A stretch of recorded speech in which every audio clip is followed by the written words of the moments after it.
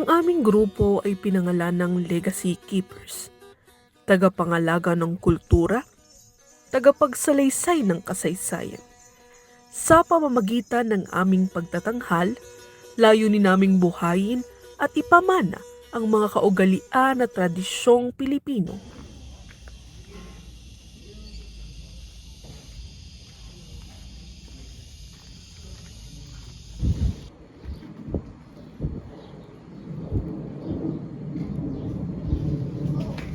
Lola!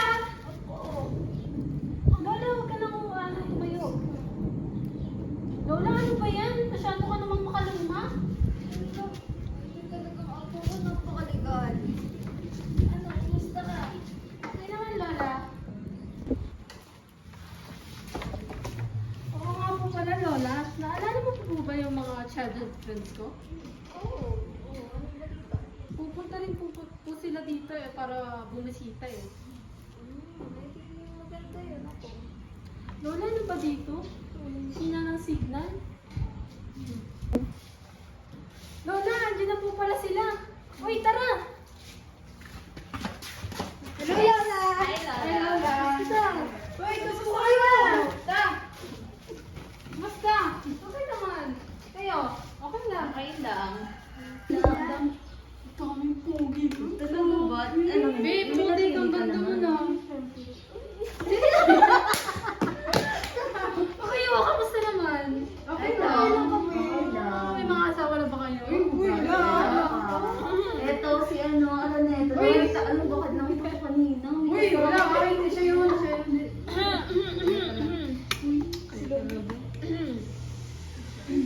Mga apo, pansin ko lang, ngayon sa panahon ninyo, parang nawawala na yung pagmamano at pagsasalita sa mga ng po at opo. Ano?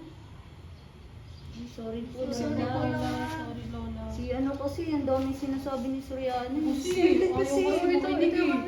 Sasalita si Lola eh. Ay, Sorry po, Lola. alam niyo ba nung panahon ko?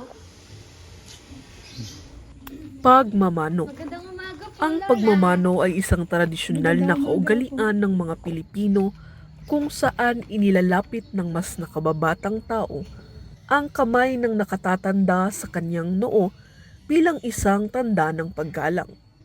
Sa pagtatanghal, ipinakikita kung paanong sa isang simpleng kilos ng pagmamano na ipapasa ang respeto at pagpapahalaga sa nakatatanda. Isang ugali na patuloy nating dapat isabuhay at ipamana sa susunod na henerasyon.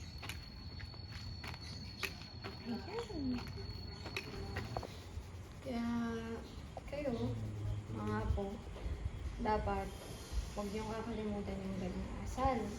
Ano? Opo, Lola. Opo, Lola. Very good naman pala kayo eh. Bayanihan. Ang bayanihan ay ang diwa ng pagtutulungan at pagkakaisa ng mga Pilipino. Hindi lamang sa pagbubuhat ng bahay noong unang panahon, kundi sa kahit anong gawain kung saan ang bawat isa ay nag-aambag ng tulong. Sa makabagong panahon, tulad ng sama-samang paglilinis, nananatiling buhay ang espiritu ng bayanihan bilang simbolo ng malasakit at pagkakabuklod ng komunidad. Sa dula, ipinakita namin ang bayanihan sa pamamagitan ng sama-samang paglilinis, isang simpleng gawain, ngunit may malaking epekto. Ipinakita nito na kapag nagtutulungan ng bawat isa, nagiging mas magaan ang trabaho at mas matibay ang samahan ng komunidad. Harana. Ang harana ay isang lumang kaugalian ng panliligaw kung saan umaawit ang lalaki sa labas ng bahay ng dalaga bilang pagpapahayag ng pag-ibig at paggalang. Ang pagtatanghal ay nagpapaalala na ang pag-ibig noon ay puno ng dangal, pasensya at respeto, mga katangiang unti-unting nawawala sa makabagong panahon, ngunit mahalagang sariwain at ipagpatuloy.